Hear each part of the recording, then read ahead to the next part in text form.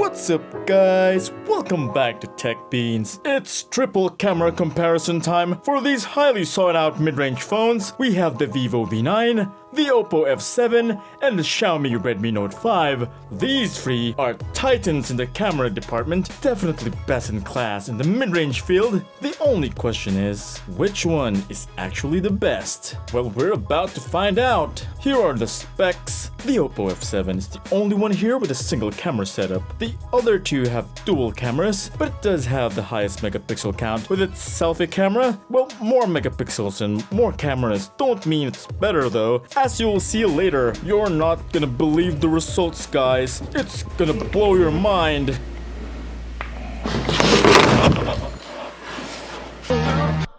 No.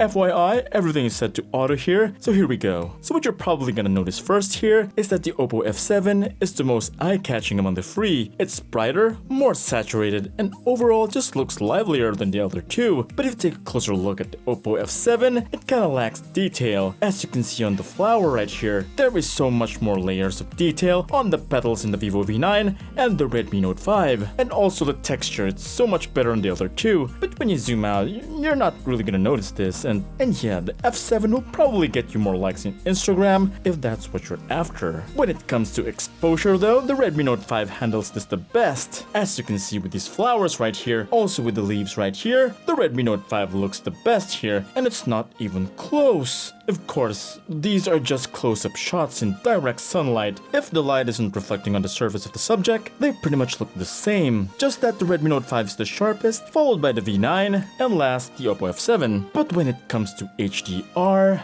the Oppo F7 is untouchable. From top to bottom, it looks so balanced. Just look at the Vivo V9, it looks so dark at the bottom part right here. The Redmi Note 5 also balances it quite well, but not as detailed as the Oppo F7. The F7 is just killing it. As you can see right here, it's quite consistent. The F7's HDR is just so good. Also, another thing to notice is that although it doesn't have the same degree of detail as the V9 and the Note 5, it makes up for its higher intensity of color saturation, making the subjects looking fresh and new. This building right here is already 15 years old. The V9 and the Note 5 both have the accurate representation here, but the F7, it looks like it was just built yesterday. Here's another example of the bumped up color saturation on the F7. As you can see, the plants look a lot more punchy on the F7, and that's without even turning on vivid mode. Now this is vivid mode turned on, and immediately you see a livelier picture. The color saturation is totally a subjective thing. Let me know guys in the comments below if you're totally digging the F7's color profile. But yeah, going back to HDR, the HDR feature needs to be able to bring out more details,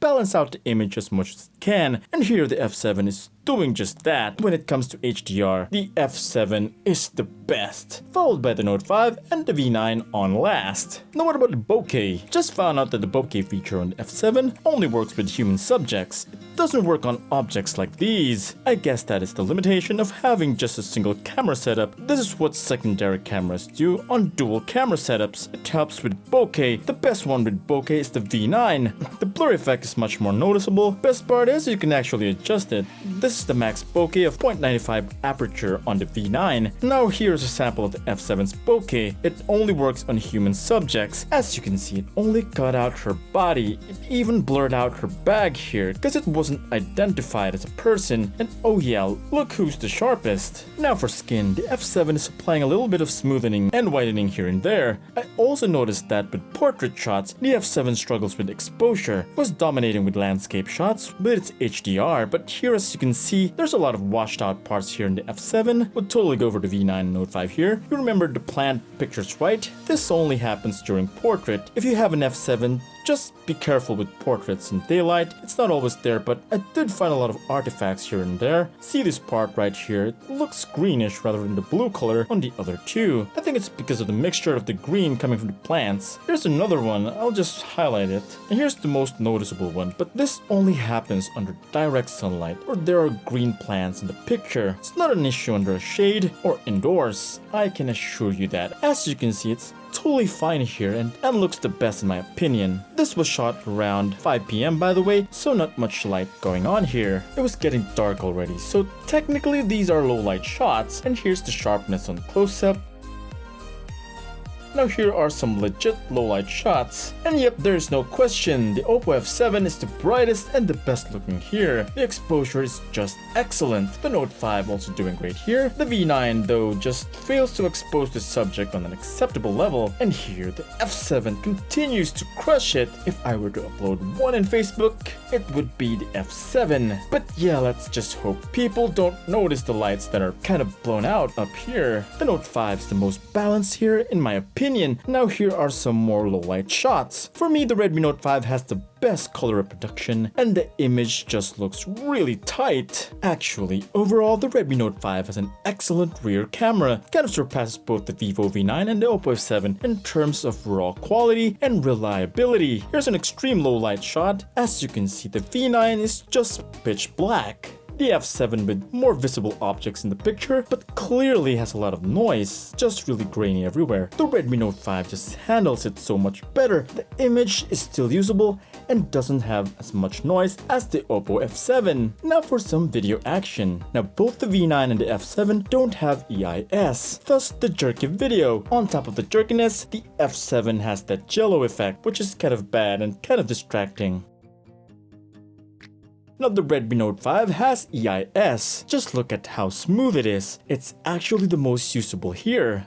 Now for the selfie cameras, everything here is set to AI Auto. On the Redmi Note 5, it applied some whitening and made my face smooth. On the Vivo V9 and F7, not so much whitening, but yeah, it applied some smoothening here and there. For Donna, the results were different. She had whiter skin, rounder bigger eyes that sparkle on both the V9 and the F7. Her face is smaller and tighter on the F7 though. The Redmi Note 5 looks kind of plain and simple to me. What's going to be more of a preference? The F7 does look noticeably enhanced. In low light, V9 and F7 are sharper. And here's our groovy pic. And yeah, the F7 does make you look like a celebrity. Smaller, tighter face, looks like I'm wearing very expensive foundation and even got some lipstick on. Plus the low light performance is just awesome. The V9 looks quite similar, albeit not as aggressive as the F7's AI beauty. It looks simpler, but yeah, the F7 beats it out in low light. Finally, the Redmi Note 5 with the most simplistic beautification and also the least capable low light selfie shooter.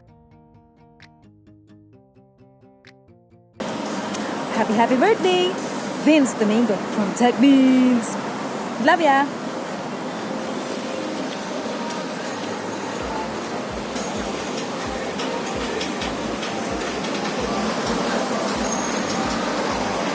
Hey guys, this is the Oppo F7 and this is the Vivo V9.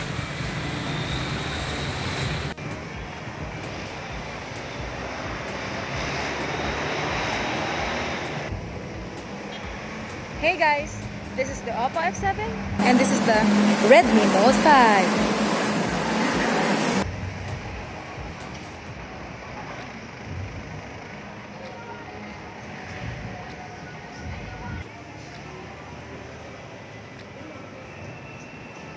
Wow! Love it! Happy birthday, Tech Beans! Vince Domingo from Tech Beans. Where he is, ta-da!